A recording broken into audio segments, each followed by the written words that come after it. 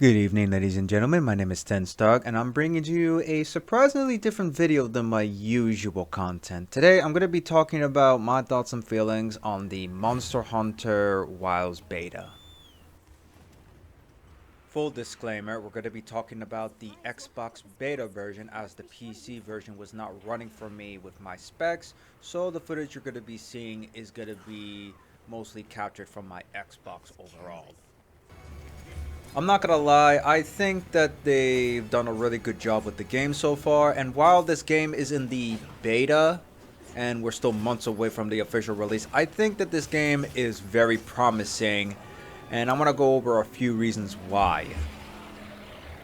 Combat, I feel like, is a big improvement between World and Rises. I feel like it's a really good mix from the previous two entries. I feel like my attacks are more fluid. I'm able to combat the bosses. My dodges feel like they are more consistent. I don't feel like that I'm wasting my time or it's a pace breaker. I really do feel immersed into the combat of the game, and I could play it for as many times as I want. The combat is hard enough to where it is not beginner friendly, but it's easy enough to understand basic combos and attacks that the class that you're using, and it is very engaging enough to where you don't fall asleep while playing, and it keeps you on high alert so you learn on how to understand the bosses more. For those that don't understand how Monster Hunter quests work, you basically go find a monster, face them down several times, and then slay them during their last ropes. In addition, for your assistant and your feline partner, you will also get a mounting companion called the Psychrat, which allows you to mount on them, and they could take you from point A to B or however you want to go. And you can either manually control them, or you can have them sprint for you by going for the auto run feature. And it's very useful if you were just focusing on monster hunting overall. Another thing I want to add on to this is that in this game you can actually have a main weapon and a sub weapon. You can choose which is your main weapon, and you can bring a sub weapon that your companion actually carries with them. And in order to switch out to them, you have to mount them and then switch to them. It's a bit of a pace breaker for some people, but once you get used to having two weapons and switching on the fly, it becomes very useful for certain combat. You can have like a close range weapon, and then you can switch to like maybe a bow, dual daggers, or anything that you think is a fun weapon to have on the side. It's very encouraging, and I really recommend people to have a sub weapon that you want to try all the time. Yes, there is character creation in this game, and the one thing I found out is that when you customize your feline companion like previous entries have, you can actually choose either English or its regular feline language. The only time when it makes a big difference is when there's a cinematic or there's a cutscene. Other than that, nothing really has changed with the character customization that I've noticed from the previous two entries. But overall, I think it's a very good creation.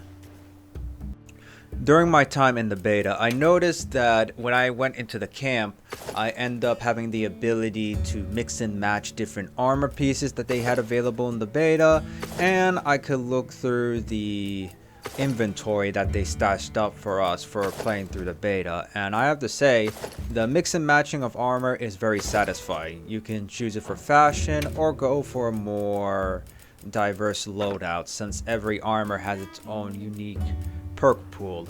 There is no really wrong way to making your armor, but at the same time you have to be very wary of the stat distribution. The minuses and the defense you have make a huge difference in combat, and it would come between either you finishing a hunt or failing hunts. Being able to grill my own meat has been very useful so far. I recommend everybody to grill your own food before you start hunting, as the bonuses and pluses you get per hunt, such as stamina and attack, from the recommended rations, and it's going to be very useful for you long term. The new focus system that every weapon has now is basically where you enter a focus light state, and if you hit the enemy's injuries, not only where you can destroy them, but you can do maximum damage as much as you can on the enemy. On paper, it's not a bad idea.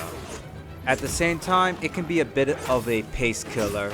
Once you master it, yeah, the damage output could be very insane, but at the same time, it's a pace killer for me because I don't want to like stop in place and miss my shots, because if someone else does it, they're gonna get the benefits of all the damage and I'm gonna be the one who's gonna have to like try again when the injuries start showing again.